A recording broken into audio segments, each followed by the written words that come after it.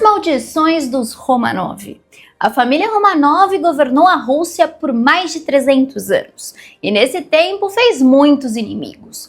Mas e se eu te dissesse que alguns desses inimigos não só desejaram o fim da dinastia, como também colocaram praga, no caso, amaldiçoaram os Romanov? Oi, coroados e curiosos, eu sou a Steph e hoje a gente vai mergulhar nas maldições que supostamente assombraram a Rússia Imperial. Profecias bizarras, previsões macabras que, pasmem, realmente se cumpriram. Traições dignas de novela, assassinatos em série, monges sinistros e, claro, o trágico destino da última família imperial. Então já pega o seu café porque essa fofoca histórica é sombria e servida bem quente. Antes dos Romanov dominarem a Rússia, o país já estava acostumado com governantes problemáticos. E um deles merece destaque especial: Ivan o Terrível. Muita gente acha que ele foi o primeiro Romanov, mas não foi. Ivan IV, como era oficialmente chamado, foi o primeiro governante russo a adotar o título de czar, lá em 1547. Mas a dinastia Romanov só começou em 1613. Ou seja, a história dos Romanov nem tinha começado e a Rússia já estava uma bagunça. E se tem alguém que ajudou a transformar essa bagunça num filme de terror, foi Ivan.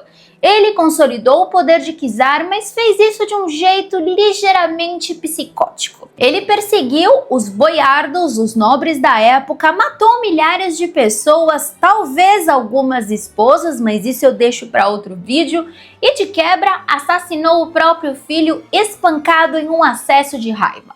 Se Freud tivesse conhecido o Ivan, com certeza teria escrito um livro só para ele.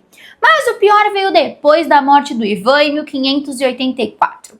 A coroa ficou com seu filho, Fiodor I, que tinha um problema pequenininho, não tinha nenhum interesse em governar. O cara basicamente delegou tudo para os nobres e passou o resto do tempo rezando. O monarca ausente antes mesmo do conceito de home office existir. Enquanto isso, o irmão mais novo de Fiodor, o jovem Dmitri, era visto como a última esperança para o futuro da Rússia. Mas essa esperança durou exatos 9 anos, porque foi quando ele morreu de forma misteriosa. Agora presta atenção. A versão oficial diz que o Dmitri teve uma crise epilética e se esfaqueou no pescoço. Sim, porque crianças de 9 anos fazem isso o tempo todo, né? Super normal. Mas a sua mãe, Maria Nagaia, não engoliu essa história e apontou o dedo para Boris Godunov, o regente do Fiodor. Ela tinha certeza absoluta que ele mandou matar o Dmitri para se livrar do único outro herdeiro e garantir o trono para si mesmo. E como Boris resolveu o problema? Simples, prendeu a Maria e sua família inteira. Mas o universo tem um senso de humor meio irônico, porque o Fiodor morreu sem herdeiros. E adivinha quem assumiu o trono? Isso mesmo, Boris Godunov. Agora você pensa, pronto, Boris conseguiu o que queria. Agora é só governar em paz, né? Não. Boris finalmente estava no trono, ele tinha tudo para reinar tranquilo, consolidar o seu poder e garantir a paz na Rússia. Mas bom, quem disse que a vida de um czar é fácil? Porque do nada surge um homem vindo da Polônia dizendo ser o Dmitri. Sim, o jovem príncipe que tinha morrido anos antes. Ele supostamente tinha ressuscitado e voltado para reclamar o trono. E agora eu te pergunto, se alguém aparecesse do nada dizendo ser Dom Pedro II ou Napoleão, você acreditaria? Pois bem, naquela época muita gente acreditou. A história que ele contava era no mínimo cinematográfica. Ele dizia que sua mãe, a Maria Nagaia, tinha conseguido salvá-lo no último segundo e que na verdade outra criança tinha sido morta no seu lugar. E o mais louco, a Maria confirmou que aquele era seu filho. Agora, duas opções aqui. Primeira, ela realmente acreditava nisso e achava que o filho tinha voltado dos mortos. Ou 2, ela sabia que era um impostor, mas resolveu entrar na farsa para recuperar seu status na corte. Seja como for, essa jogada funcionou. O impostor conquistou o apoio da Polônia, de nobres russos que odiavam o Boris e até da própria igreja. Resultado, ele marchou para Moscou, foi coroado czar e tomou o trono. Olha que maluquice. E calma que piora. O Boris simplesmente morreu do nada no meio desse processo. Oficialmente foi morte natural, mas a gente sabe que na Rússia daquela época, morte natural pode significar qualquer coisa, de envenenamento a um pequeno acidente envolvendo uma faca e um traidor. Mas o reinado do novo czar Dmitri, ou melhor, do impostor Dmitri, não durou muito. No começo, o povo até gostava dele, mas aí eles começaram a perceber umas coisas estranhas, tipo, ele falava russo com sotaque polonês. Ele não seguia algumas tradições da Igreja Ortodoxa Russa e estava muito confortável com estrangeiros na corte. Então, em um momento de pura genialidade, só que não, ele decidiu fazer algo completamente estúpido. Desenterrou os ossos do verdadeiro Dmitri para provar que ele era ele mesmo. Quem consegue ver o problema nessa estratégia? Pois é, o povo também viu. Maria Nagaya, que antes dizia que ele era o filho dela, agora mudou de ideia na hora. Ops, acho que me enganei, esse cara não é meu filho. Pronto, foi suficiente para o povo russo surtar. Os boiardos, que estavam só esperando uma desculpa para tirar o Dmitri do trono, invadiram o castelo, mataram o czar impostor e jogaram seu corpo na praça pública. Mas não acabou aí, porque os russos são dramáticos. O que fizeram com o corpo do impostor? Deixaram apodrecer na praça por semanas, cremaram e dispararam um canhão em direção à Polônia com as suas cinzas. Fofo! Mas achou que essa confusão tinha terminado? Nada disso.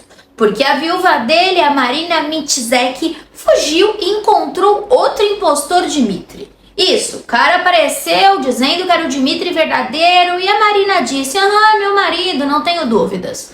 Marina estava determinada a ser czarina da Rússia a qualquer custo. Juntos, então, ela e o novo falso Dmitri reuniram exércitos e marcharam para Moscou. E por incrível que pareça, funcionou por um tempo. Mas, como sempre, a coisa desandou de novo.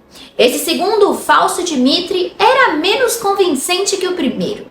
Ele também começou a perder apoio e, para variar, acabou assassinado. Agora uma pergunta. E a Marina? Porque essa mulher simplesmente não desistia. Mesmo depois da morte do segundo falso Dmitri, ela ainda tentou manter o plano vivo. Motivo? Ela estava grávida. A Marina Mitiszek teve um filho a quem chamou de Ivan e o apresentou como legítimo herdeiro do trono russo.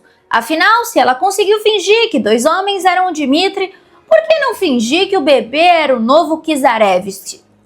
Mas aí, a Rússia finalmente perdeu a paciência. O país estava um caos completo, cheio de exércitos estrangeiros disputando o trono, revoltas internas e fome. Foi então que os nobres e os camponeses se uniram e decidiram: chega dessa bagunça.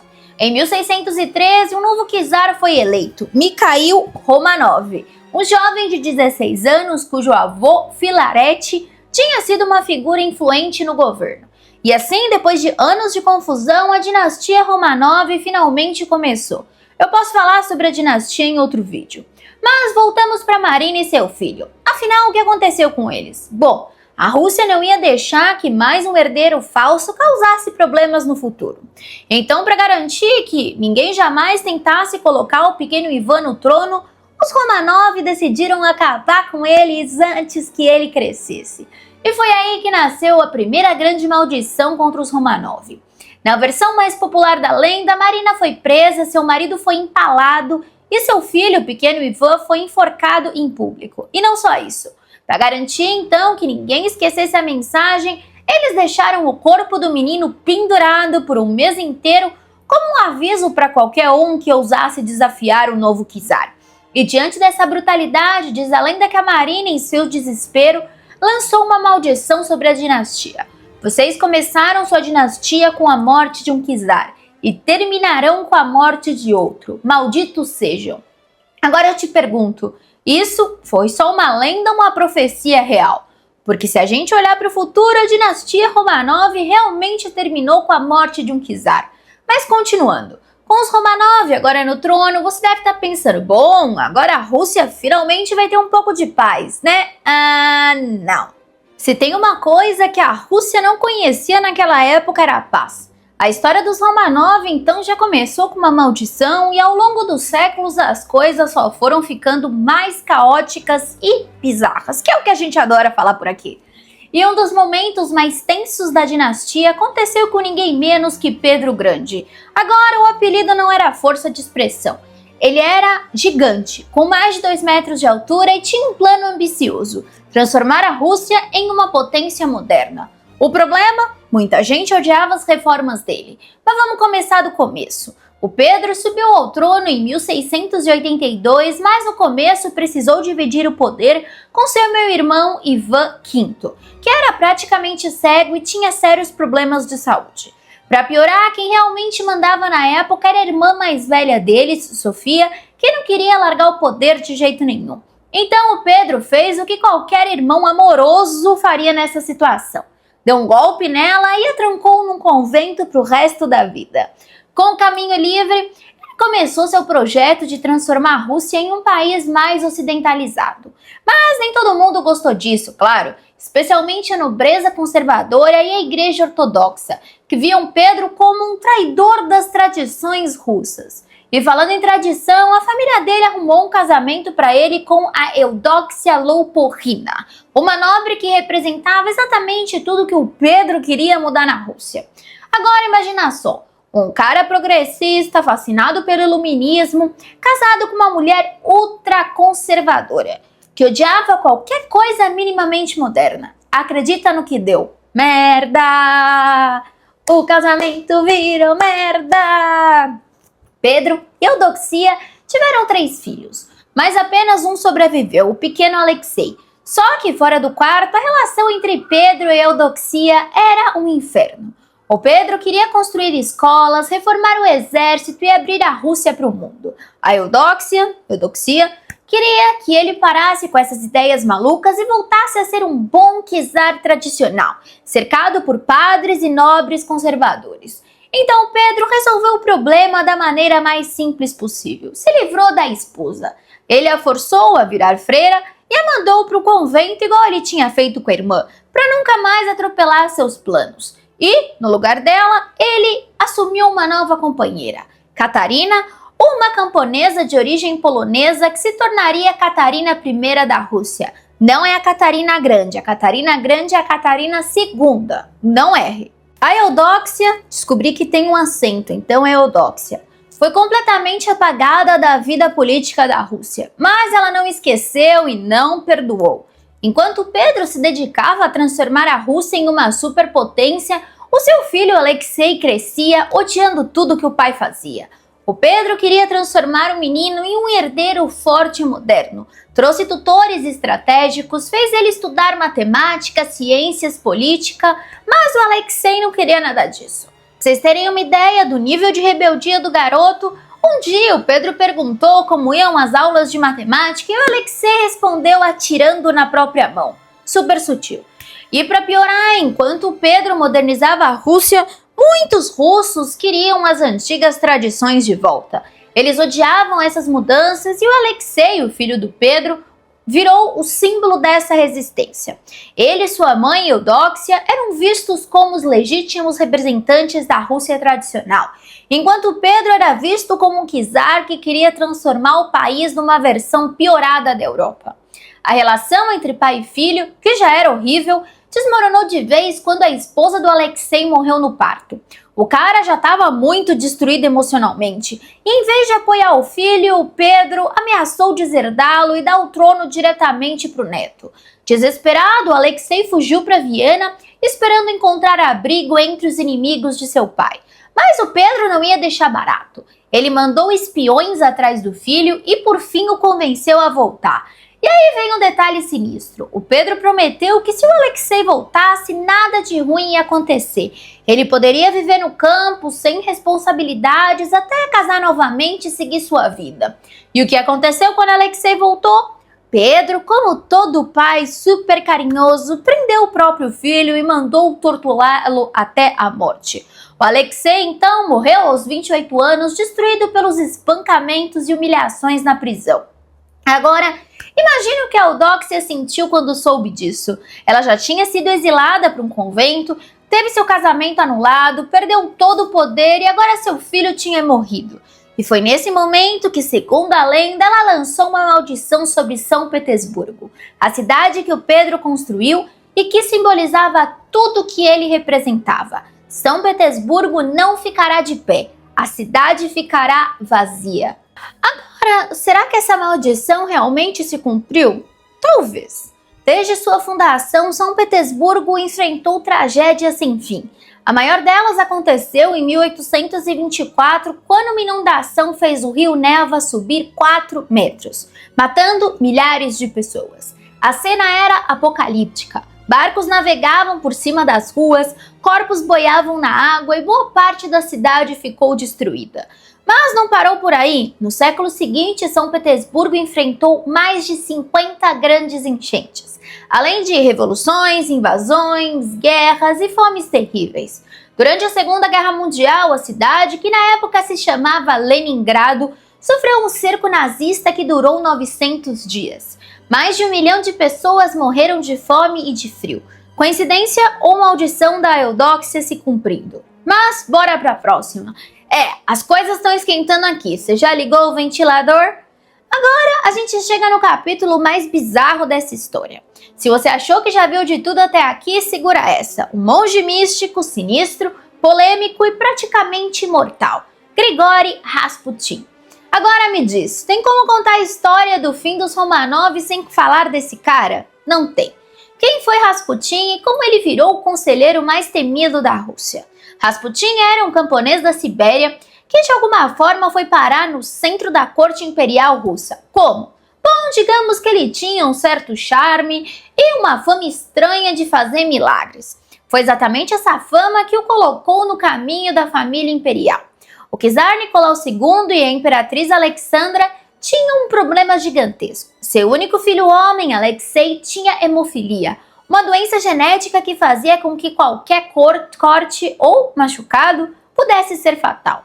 Agora pensa no desespero de uma mãe que sabe que qualquer arranhão pode matar seu filho. Então um dia, alguém chega e diz: "Ei, tem um monge lá na Sibéria que faz milagres. O que você faria no lugar dela?" Alexandra chamou Rasputin e do nada o cara pareceu realmente ajudar o Alexei. Sempre que o menino tinha uma crise, o Rasputin fazia orações e milagrosamente o menino melhorava, como se nada tivesse acontecido. Agora aqui vai um detalhe curioso. Sabe o que os médicos davam para o Alexei? Aspirina, um remédio que afina o sangue. Exatamente o oposto do que um hemofílico precisa. Então, sem querer, o Rasputin pode ter ajudado simplesmente fazendo os médicos pararem de medicar o garoto com algo que estava o matando.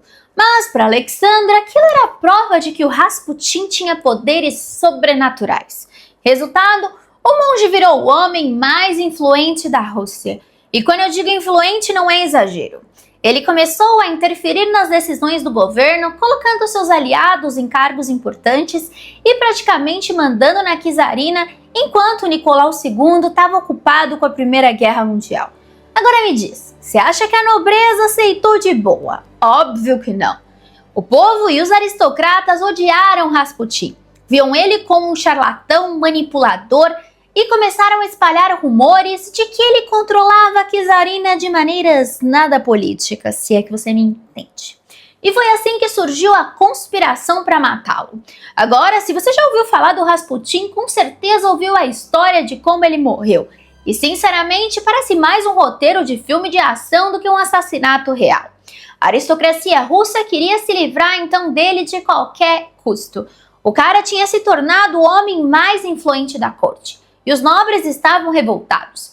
Então, um grupo de conspiradores, liderado pelo príncipe Félix Yusupov, que se vestia como mulher, mas isso eu conto em outro vídeo, bolou um plano para acabar com o monge de uma vez por todas. E foi assim que aconteceu a tentativa de assassinato mais exagerada da história. Primeira tentativa, envenenamento. Yusupov convidou Rasputin para um jantar na casa dele. O monge chegou e foi recebido com uma mesa cheia de doces e vinho. Tudo envenenado com cianeto. Agora o esperado é que ele caísse duro na hora, certo? Não. O cara simplesmente comeu tudo, bebeu tudo e continuou lá na boa. Nesse momento, os conspiradores começaram a se olhar tipo, o quê? Mas o Rasputin, tranquilão.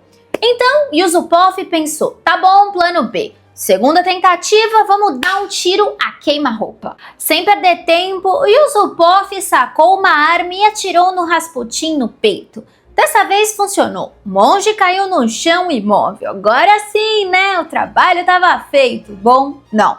Porque quando Yusupov voltou para conferir o corpo, o Rasputin abriu os olhos e pulou nele. Do nada, o cara levantou, agarrou o príncipe e começou a esganá-lo. Agora imagina a cena, os nobres russos acostumados com intrigas e venenos discretos se vendo em um filme de terror com um monge invencível. Em pânico, os outros conspiradores começaram a atirar nele feito loucos. Terceira tentativa então, vários tiros e espancamento. Eles acertaram o Rasputin com mais balas, mas o monge ainda estava se mexendo. Aí pensaram, ok, chega dessa brincadeira. Então, espancaram ele até ele perder a consciência. Agora sim, né? Rasputin finalmente morreu, né? Quarta tentativa, afogamento. Só para garantir, porque ninguém queria mais surpresas, os assassinos amarraram o corpo do Rasputin, levaram até o rio e jogaram na água congelante. Aí no dia seguinte, quando encontraram o cadáver, perceberam algo bizarro. Rasputin não tinha morrido, nem pelo veneno, nem pelos tiros, nem pelos socos. Os pulmões dele estavam cheios de água, ou seja, ele ainda estava vivo quando foi jogado no rio e morreu afogado. E aí que entra a maldição. Diz a lenda que antes de morrer, o Rasputin mandou uma carta ao czar Nicolau II dizendo: "Se for um homem do povo que me matar, sua família continuará a governar por séculos. Mas se forem seus parentes que cometerem meu assassinato, ninguém da sua família sobreviverá mais que 2 anos." E adivinha, quem estava envolvido na conspiração para matar o Rasputin? Vários nobres e parentes do czar. E o que aconteceu 2 anos depois? Revolução Russa e execução dos Romanov. Coincidência ou maldição se cumprindo? Enfim, as maldições se cumpriram. Dinastia Romanov começou e terminou com a morte de um czar, exatamente como a primeira das maldições. A cidade de São Petersburgo sofreu tragédias sucessivas, como Eudóxia previu. E o Rasputin avisou que se fosse morto pelos nobres, os Romanov cairiam em 2 anos. E foi exatamente o que aconteceu. Agora a pergunta que fica: as maldições eram reais ou tudo não passou de coincidência? O destino dos Romanov já estava selado desde o início ou foram apenas escolhas ruins e um império à beira do colapso? Eu espero que você tenha gostado desse vídeo. Se você ainda não se inscreveu no canal, essa é sua deixa. A gente tem vídeo todos os dias às 8 horas da noite. Um beijo e até amanhã.